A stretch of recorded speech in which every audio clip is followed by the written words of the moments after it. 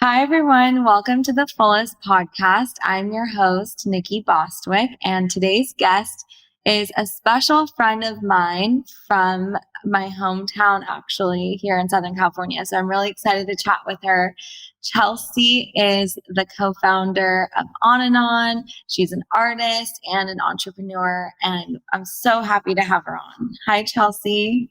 Hi, Nikki. Thanks for joining us all the way from Kauai. I love that you've been able to spend some time there, given especially everything you've gone through recently. So, I want to get started a little bit with just you growing up in Laguna and how you see, because you're in the wellness world. So, how just your upbringing in Laguna kind of made its way into influencing you where you're at now? Well, I also want to start by saying, thank you so much for hosting me and making your platform so accessible and so available. And it feels really special to have a friendship and be in a community where I have someone who is interested in what I have to share. And so I really appreciate you for that. And growing up in Laguna was really interesting. I feel like I have shed lots of skins since I lived there. But, I grew up pretty unconventional because I was raised by a single mom. And so in my house, she was the matriarch. And that was really uncommon in Laguna. There weren't many other single moms. And it was a really incredible, super privileged way to grow up. And I'm so grateful that I got to have my experience there and be exposed to beach culture, really, and having that direct relationship with an element as powerful as the ocean. I think that's probably the thing that stayed with me and had the biggest lasting impression. And in a lot of ways, I'm super grateful for all of the experiences I had growing up in Laguna because it really informed where I am now, because there's a lot of experiences and friendships and things that I did that feel so far from who I am now, and I also don't regret anything. And I also believe Laguna still has this kind of rootsy, hippie artist enclave vibration that I really enjoyed. And so working at the Sawdust Festival, for example, at Deb's Deli, that was my first job when I was like 13 or something like that. So I think that there were a lot of moments at the time I didn't realize how significant they were. And now when I reflect back and with a little bit of space, I see how incredible it was to grow up in a beach community where you have these bridges of, Southern California culture mixed with kind of this influx of wealth and at the same time this like artistic history, and it's a really interesting place to grow up for sure. Well, so you moved to Silver Lake after. So I'm curious because there's that artsy community there, but definitely gentrification happening and continually happening. So I'm curious how that opened up your world, because I think that's also where you became a lot more inquisitive and found yourself maybe a little bit more. And then also, is that where you were inspired to start On and On? Yeah, so I mean, you didn't start in Silver Lake, obviously, but is that kind of like what opened up your world in that sense? What really opened up my world actually was I straight out of high school I went to University of San Francisco and studied international business and minored in Spanish, and I had this plan of what I was going to do, and I really wanted to work at the United Nations and eventually get a law degree. And I realized really quickly after my first year there that just wasn't for me. So I ended up applying to art school, and I got into Otis College of Art and Design, which is a small private art school in Los Angeles. And that really was a huge turning point in how I literally was like seeing the world. And being in those classes and being exposed to the type of rhetoric that you're exposed to in a liberal arts education. And also my classmates, it was my first time being around a predominantly queer community, being around a lot of transgender individuals, being around the use of new pronouns. And so it really widened my eyes and made me realize how how I had been living in such a huge bubble before, where I felt like I was somebody who had an idea of how wide the spectrum is of what it means to live. And once I exposed myself to my art school and my art education, it really exploded, and I just completely transformed in a really exciting way. And so naturally, because I was going to school in LA, I had to find a place to live in LA, and I ended up living in historic Filipino town, which is kind of a little bit on the outskirts of Echo Park, because it was the place that I could afford. And I put myself through school and worked full time through school, and inadvertently was definitely participating in gentrification, and at the same time trying to figure out where my community was and trying to live. And so I was at this really pretty interesting crossroads of like, how do I find a community in a new place? And also, what is my physical presence here? How is that going to have a lasting effect on the people who've lived here generationally, and the people who, can't easily move to a new house or rent a new apartment? And so, the journey began. You put that so beautifully. I love that. And I always think of when I'm exposed to a new environment and when I start to see the world differently, or I feel like my world is opened up, I always like look back and think, wow, like it's almost like I was wearing a foggy, like glasses that were super foggy. And then now they just become more clear. And it's so incredible to see that journey. And so yeah, I love the way that you just put all that and explained it. And I'm curious because I think, and this is like kind of the heart of the fullest too. I felt like the wellness world just isn't inclusive, and it hasn't been for a long time.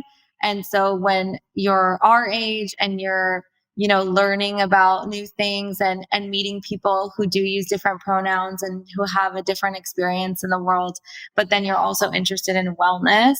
And, it's not predominantly something that I think it's just interesting because like I have friends that are either transgender or their siblings might be. And like we talk about this a lot because I think on one hand, it's like at the end of the day, you're getting a surgery or you're taking hormones, right? To be able to reflect how you feel inside.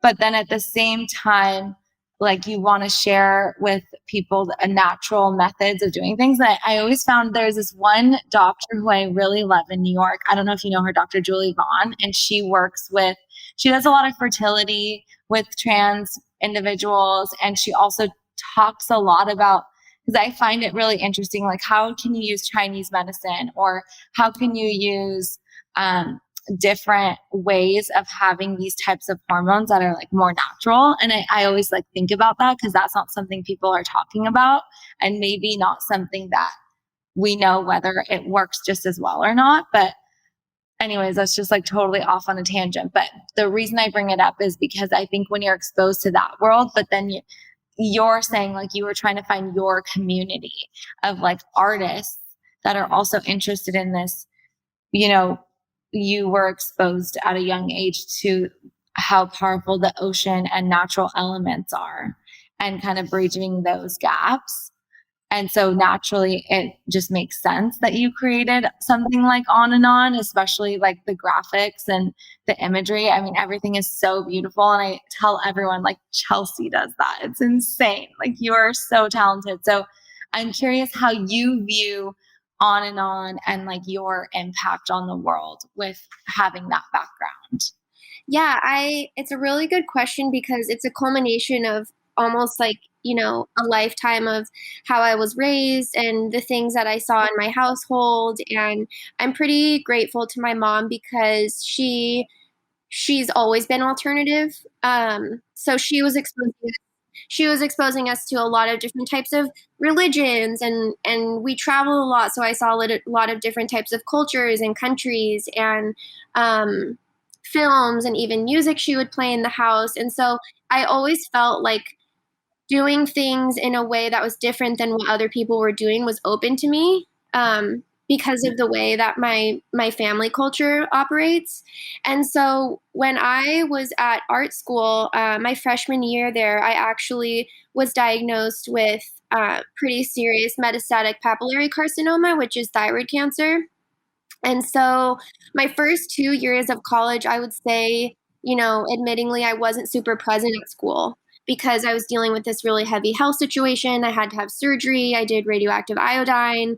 Um, and so once my junior year rolled around and I realized, wow, I only have 2 years left of this, that's when I kind of became the student who basically like lived in her studio, developed really strong connections with my mentors and my other colleagues and some of my best friends that I'm still close with today. It's how I met my partner, Max, who, is an incredible graphic designer and artist, and he's a huge part of On and On as well. And the way that I've always taken care of myself has always felt communal, and it's always been natural to share what I'm doing with the people that I love and the people that I'm around. And so at the time I was living in a space with two of my best friends, and I had to be on really specific diets because of my cancer. So for example, I had to be on a no iodine diet, which is really interesting because almost all table salt has iodine in it. So like I couldn't eat out anywhere. And so together we started creating, my best friend Corinne would make me like chocolate pudding, but she would use avocado. And I had to go to the store and buy non-iodized salt. And so it felt so natural to share. And then I realized that even though I was, not wealthy at all, and I was putting myself through school and I had some loans, I still realized there are so many people that I was coming into contact with so regularly who had no idea that they had resources outside of allopathic medical systems, and even outside of just basic talk therapy, that there's like cognitive behavioral therapy, there's somatic therapy, there's breath work, there's hypnosis, there's all of these different methods that I was exposing myself to as part of trying to figure out, how the hell I'm going to get cancer out of my body, and also how I'm going to heal from my surgery that I had. So I was at this really interesting kind of like apex of my health because I obviously chose to go an allopathic route, and I had surgery and I had radiation. And then I decided, after that, I was going to really put in the time and the energy and educate myself on how to bring my body back without going the allopathic traditional Western route. And so, What would that typically be like afterwards, like post surgery? it's the radioactive iodine, which again, I did do. It's being on really high levels of calcium and vitamin D right after surgery. And then intentionally, the doctors were prescribing me really high levels of Synthroid. Oh, okay. I don't have a thyroid anymore, and I don't have parathyroids either. And they removed a bunch of lymph nodes as well. And so, a lot of it is monitoring. And the biggest issue I had with my doctors, and I still have with my doctors, is that there really is no follow up care. They're Yeah. like, here's your surgery, here's the radiation.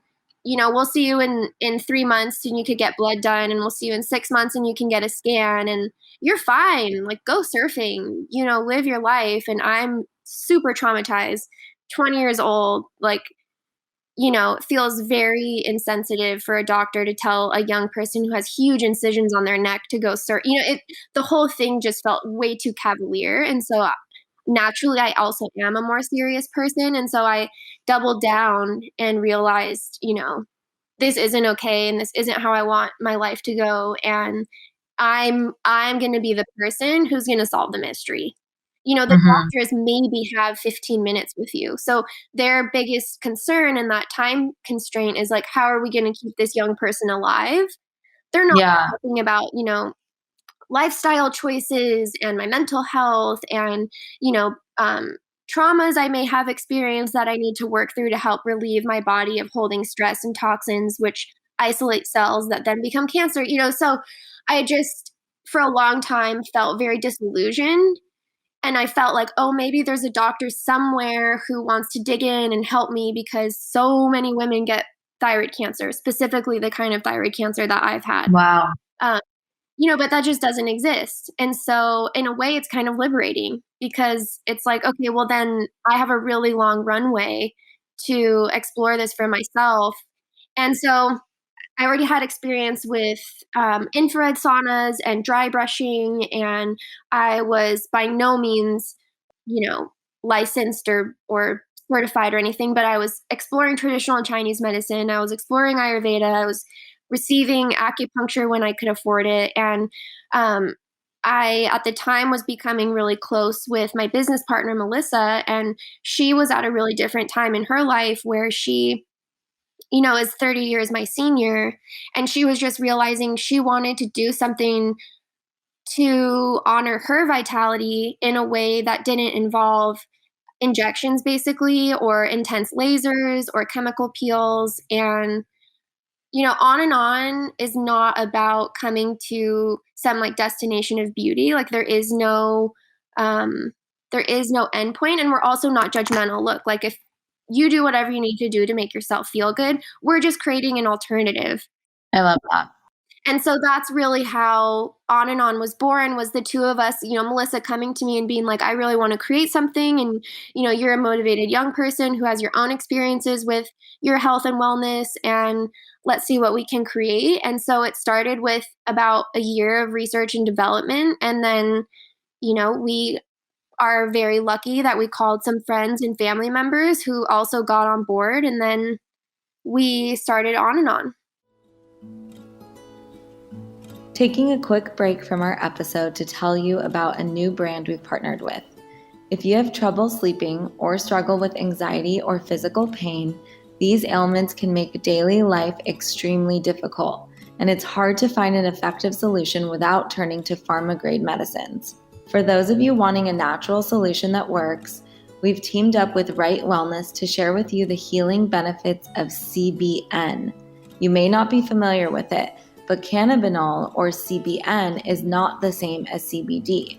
Some people find CBN is more sedating and therefore more effective in helping you sleep and feel relaxed.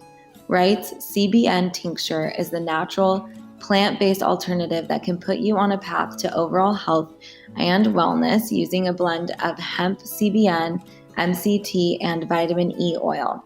This is a tincture that will help you find the relief you deserve. Head over to rightwellness.co, and for 20% off your Right Wellness Co order, use code TheFullest at checkout.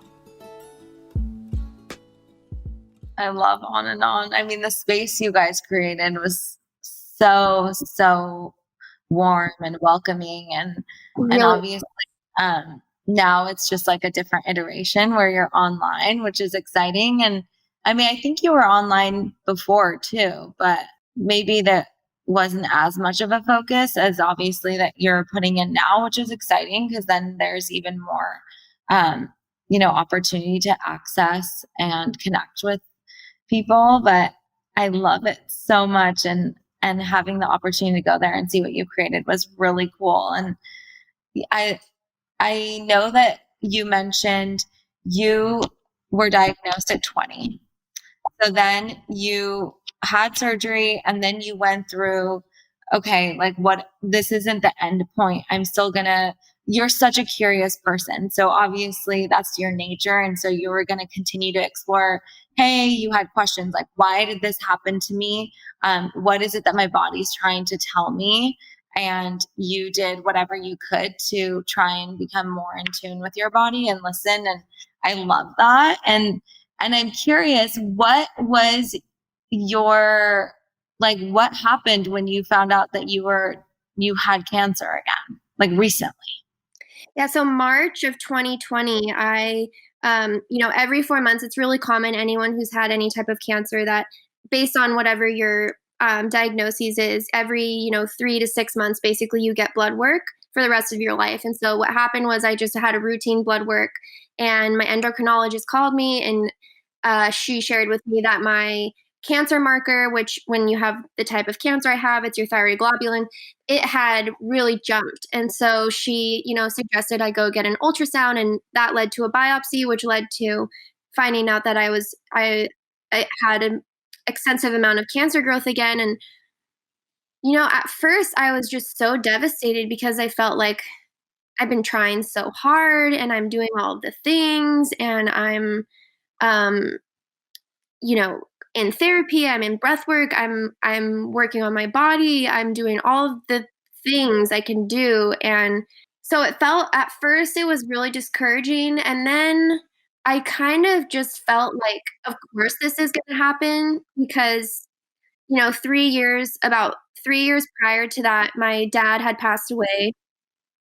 And 5 years prior to my cancer diagnoses for the second time, I had found out that my dad had stage 4 lung cancer. And so, they say by the time you find cancer, it's likely been growing in your body for years. And so when I go back and I kind of trace, okay, first diagnoses, I was 20. What happened when I was 15? Well, when I was 15, my dad got in a near fatal car accident that left him permanently blind. Oh my God. Fast forward to I'm 29 and I'm getting diagnosed with cancer again. 5 years when I was 24, my dad got diagnosed with stage 4 lung cancer. And so to me, it really was this wake up call of like, stop tricking yourself that you're okay. Stop trying to be strong, whatever that means, and really release, like really sink into the heaviness of all of these experiences as a young person that I've gone through. And also, I can be informed by these things and they don't have to be my identity. Yeah. And so, And that's exactly how it seems, right? Like you had this really strong relationship with your dad, and this strong connection somehow also is like part of your identity. yeah. And so those experiences that he had, you somehow have taken on. And I think that that's part of my nature is I'm so sensitive and so I really can feel and I physically I'm working to not do this anymore, but I'm like embodying stress that's not even really mine. And that could be ancestral, generational, familial behaviors that I don't identify with. And yet I'm carrying them like on a cellular level in a very biochemical, very real way in my body. And so working to realize that, acknowledge that, and then decide, okay, what can I do once now that I acknowledge it, I feel like I'm empowered. And so now I can be in the driver's seat more and kind of take it from there. And this second diagnosis that I had in March, I again turned to UCLA to my endocrinologist and the surgeon that I work with there, and I decided to get a second surgery. I come from a school of thought when you have cancer, if you're lucky that it's localized enough where you can get all of it or even any of it removed, and you're not at risk, to go under anesthesia, do it because like get it out of your body.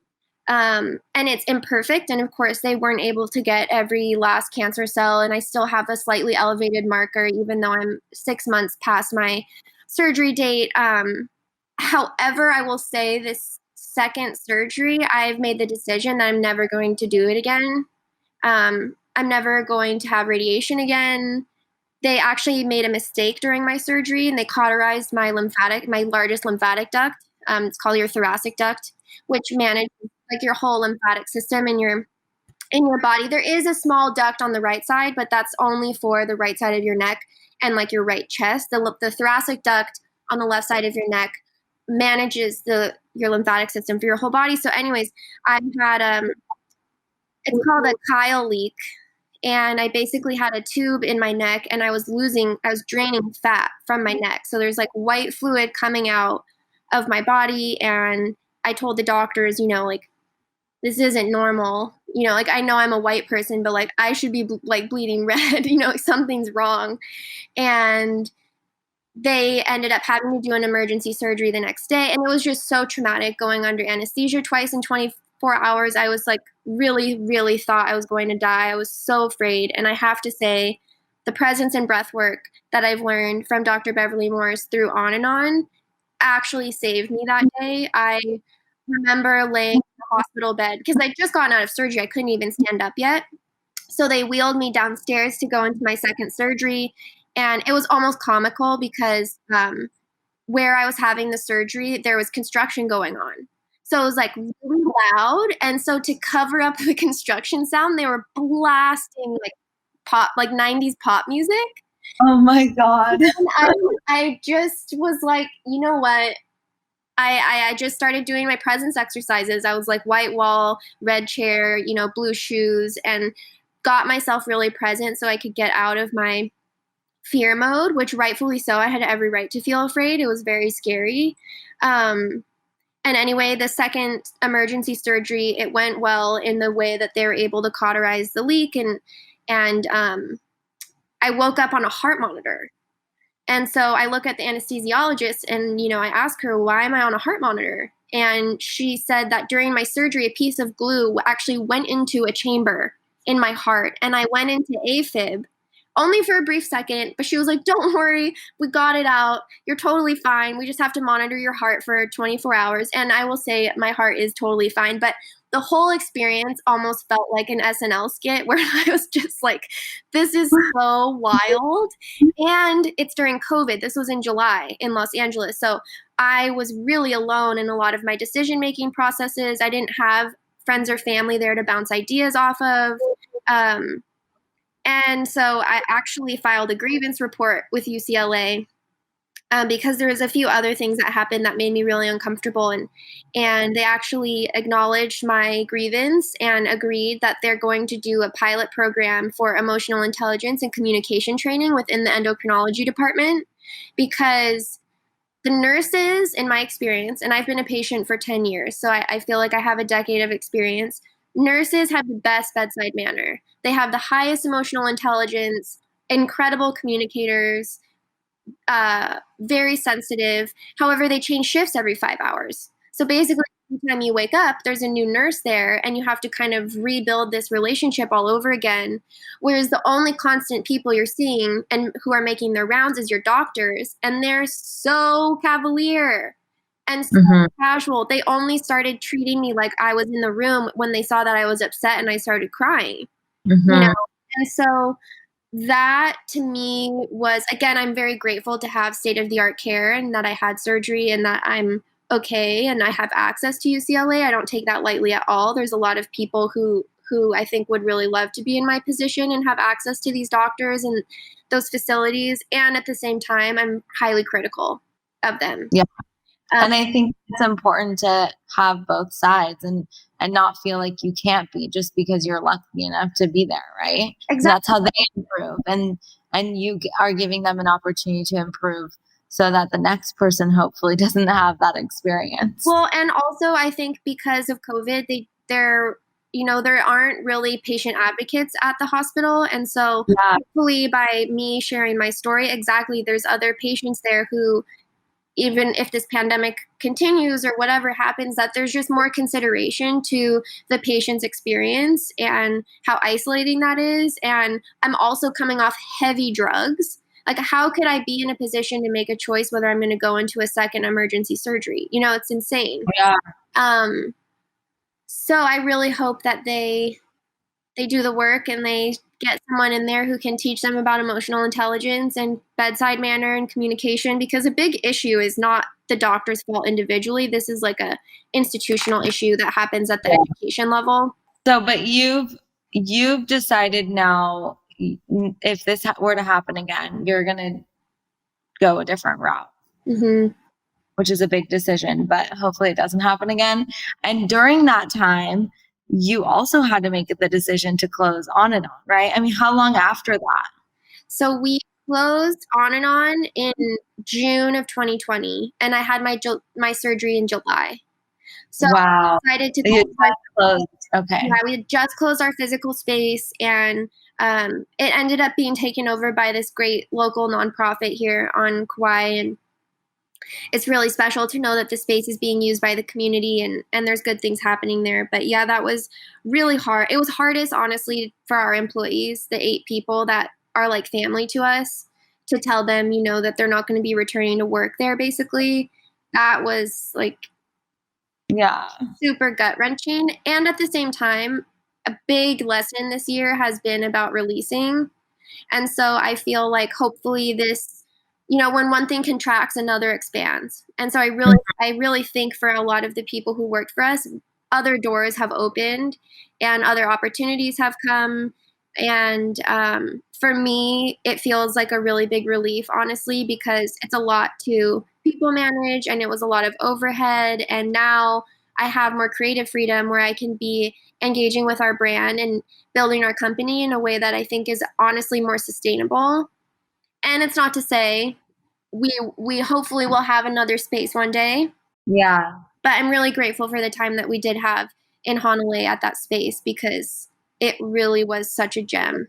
it was so beautiful. I mean, but you made such a good decision, especially at the time you made it, because I think a lot of people still felt like, oh, it's going to be fine. Things are going to go back to normal really soon. And that was a really difficult time to make that decision because you had to really see the future and consider, okay, like how much runway do we really have and how long could we last and is it worth it? And could our entire brand survive, right?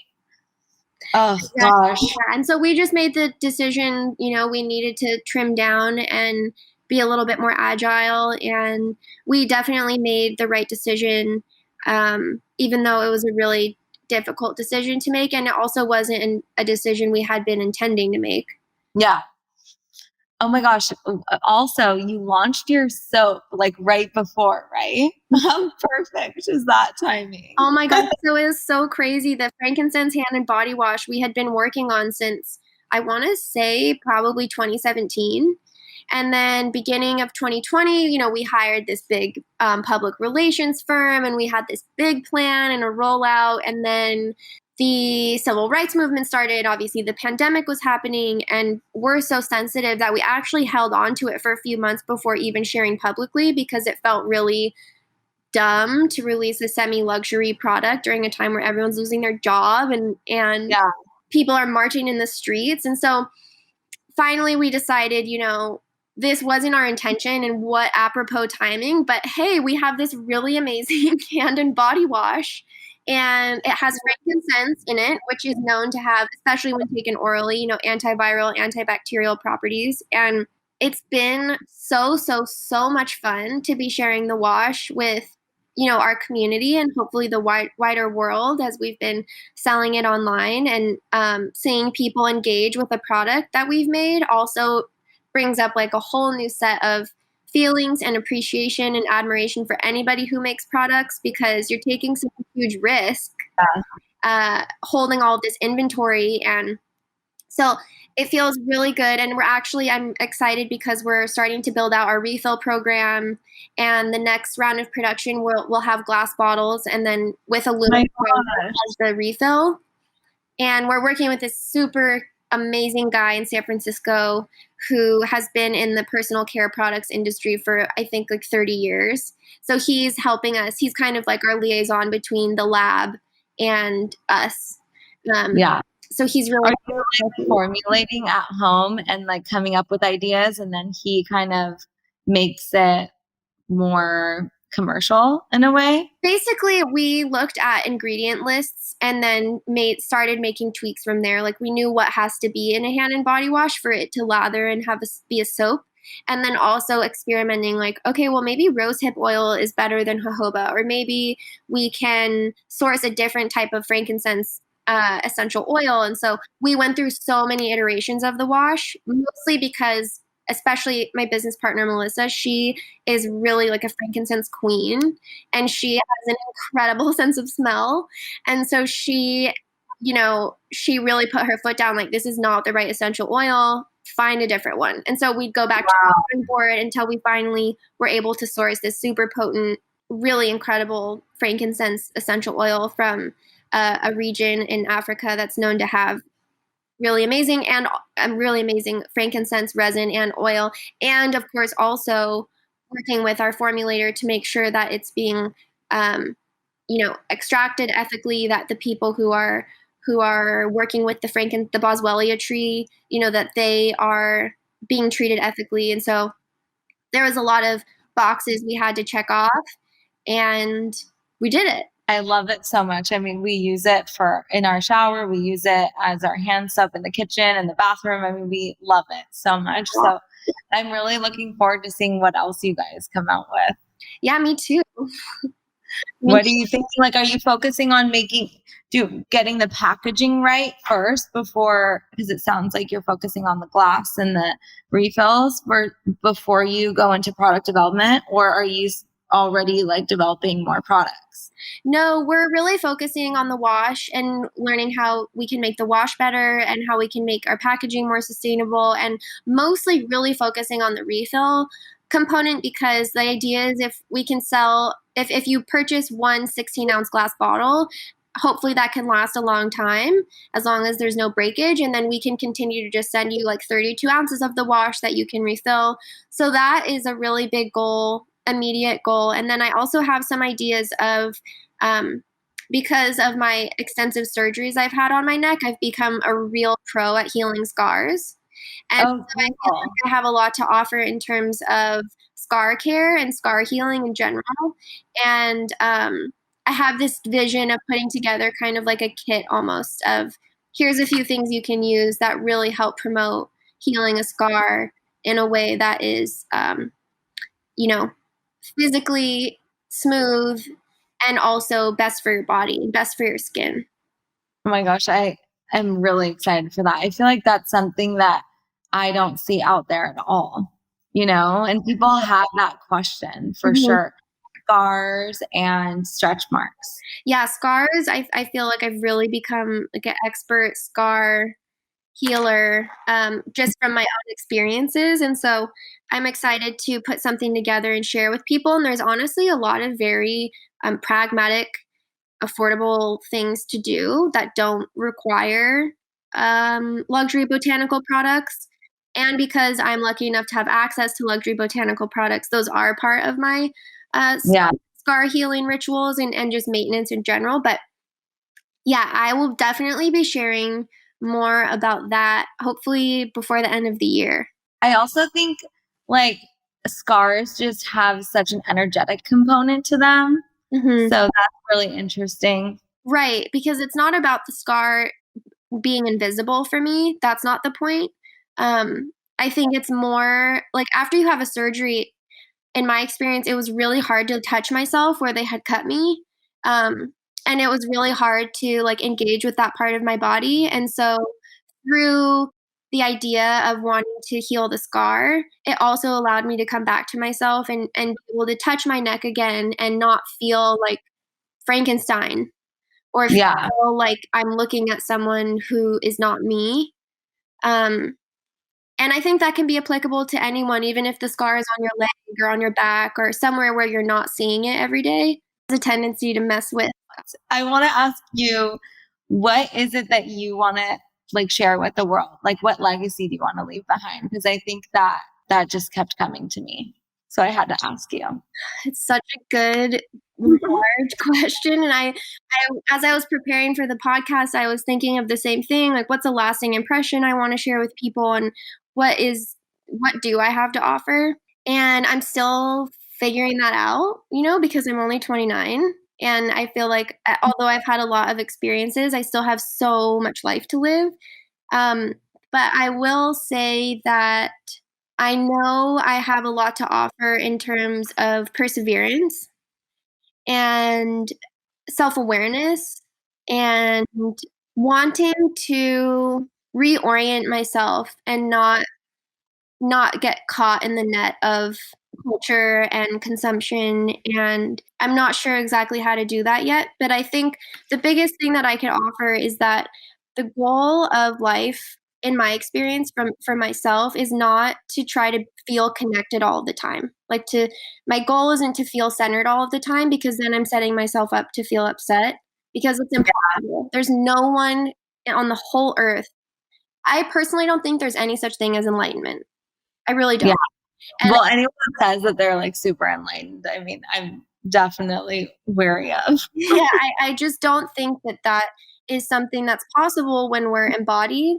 Um, And so I think that the goal is to figure out how we can come back to ourselves as quick as possible. So when we get knocked off course or we get pushed down, we have the tools and the skills and the ability to come back to ourselves so that we can be in our truest, essence and have a place inside. Because if we're oriented and trying to find our identity by what we see on the outside, that's a really scary, pretty violent way of being. And so I really like this essence, this idea of shuttling, looking outside and then coming back and then checking out what's outside and then coming back. To me, that feels like, if I could participate in any conversation around what that ends up looking like and manifesting in people, then that would be a really special legacy to leave, because it's something, regardless of like creed, race, ethnicity, gender, that's something that all of us, there is something we all know. Like, we know our energy goes past our skin. Mhm. There's something that we are all knowing, that we're contributing to this like bigger life force, this like bigger energy. And it would just be so amazing to be able to harness that more often and get out of feeling fragmented and split off or judgmental or afraid, or all of the things that get in the way of us being with ourselves. Is that also why, I mean, I'm curious with On and On It online, you guys offer the breath work, like you mentioned, Hmm. Beverly, Hmm. and you've been doing that for a little while. Are there other things like that that you're planning on doing? Because that's kind of exactly what you're saying as well. Yeah, well, we started the presence and breathwork groups a year ago, and it was Melissa's idea to bring Beverly in. We first started it with our team because it was a really good way for us to, sever our relationship with the physical space, but we also really wanted to support our team during that transition. And then we realized, like, this is such a potent, um, practical way to gather because we're getting real tools to use. And why don't we open it to our larger community? And so we've been doing that for about a year now, and we're really seeing that a big part of what On and On was doing when we offered, the skin and body care services that we had, it was also extremely oriented around mental health and well-being and vitality. And I want to mention that well-being and vitality have nothing to do with happiness. That's a whole other conversation. But um, for us, we've had workshops around financial literacy because we think that that has a lot to do with well-being and vitality. We're currently hosting some workshops on drawing and journaling to help people tap into their creativity and to also help strengthen the relationship of like how we actually relate to objects in space. Like, we are here physically, so how are we relating to color? How do we relate to what we see? How do we draw what we see? Not what we think we see, but like what we actually see.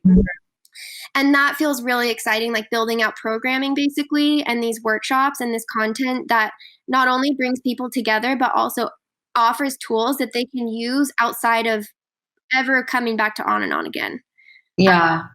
And that was really the goal of our Hanalei space is, we're all about gathering with people in a way that felt authentic and genuine and around something that hopefully, in my experience, left everybody feeling present and embodied. Hmm. And, with a little side of like, isn't it great you know how to, move your lymphatic system? Or isn't it great that you can now have a different relationship to your money and the emotions that are behind money? Because money is so emotional. And we definitely want to continue to build out our programming for our digital community. And then hopefully, in the future, we are holding either events or pop ups or retreats where we can do these things in person, because I really miss that like community part, and obviously hugging people and looking in someone's eyes and reading the room of energy, and all of that is missing when you're on Zoom. And I'm also really grateful that we have some way of being together. Yeah, no, I please sign me up for your retreat. Definitely. I'm excited for the content. I think it's really hard to find genuine content these days, and so that's really exciting. Every time I hear someone offering things like that, I get really, really excited to share that with others. So that'll be really great. Yeah, and we also learned, it's a learning curve. We had our store in Honolulu for a little over 2 years, and it didn't start that way, but we learned, especially through 2020, and I'm really grateful that um, there's so much more we can offer than skin and body care products and services, and that still has a place and is still very relevant. And it's been really fun kind of like bridging the two gaps of like these communities we're building around mindfulness and breath work and financial literacy and creativity, and then bringing that back to kind of like, here are some tools that can help promote those other things. And so, everything's working in tandem with each other. And also, they can be mutually exclusive. You can totally be part of our community and only come to Presence and Breathwork and never buy our hand and body wash. Totally fine. Yeah. So making it that accessibility piece has always been really important to us, and emotional intelligence has always been really important to us, and how we engage with people and how we speak with people, and also what we share. And I think that's seen through our graphics program. We've never shown a body on our Instagram feed or on our website. Sometimes in our stories, of course, we'll show people because that's our community and it's fun to highlight people who are supporting On and On. But we aren't, again, pointing to any ideal of beauty. So it was really important for us, like, even in body positive conversations, we're still so focused on the body. Yeah. And imagine this ability to be like, get out, forget the body part, like, let's go somewhere else, because there's so many other things to explore. Yeah. And so in terms of our graphics program and the visuals that we create, that's really our pillar of, like, that's our foundation. Is there's a lot of other things we can point to other than what beauty is or what beauty isn't, or leaving those conversations for the people who are interested in having them. I know your graphics are so intentional and your strategy is really interesting to me. And did you design the website with Max? Yeah, Max and I designed the website, and we do work with a really great team in India. And we also had a really amazing woman named Maya from Chicago help us with user experience and user interface, because I will say it's one thing to be an artistic, creative person. It's a whole other thing to create a website that people actually want to use. And so everything we do is so collaborative. And of course, Melissa is a huge part of everything we create also. But most of the design has been myself and Max, and we just finally hired a few junior designers, which has been so helpful to just take a little bit of the load off. Mm-hmm. And I really love working with people. So it's fun to have fresh eyes on the project that we've been so close to for, the last almost 4 years now, 5 years. I know. I can't believe it's been that long. Like, I just remember you telling me about it, and now it's wild how much you guys have grown. But thank you so much for joining us and sharing about your experience and your journey. And it really, I keep thinking about when I asked you the legacy question, and I think perseverance is definitely something that when I think of you, I really think of that word, and it's like on the dot. You've gone through so much, and for people listening, like, there's even more that we haven't discussed that's actually really crazy, but we'll save that for another time. Yeah, I'll have you on for another episode. But I love you, and I really appreciate what you bring to the world and what you've done for me. You've really helped me a lot as well, for the fullest, and I am so grateful for that. I mean, anything from like just an introduction to our attorney, who I absolutely love, to just people that are in your community that have been so helpful to us as we grow. And so you really do embody that type of person that's just here to help others. So love you. Thank you. And have a wonderful time on Kauai. Thanks so much, Nikki. I really appreciate you.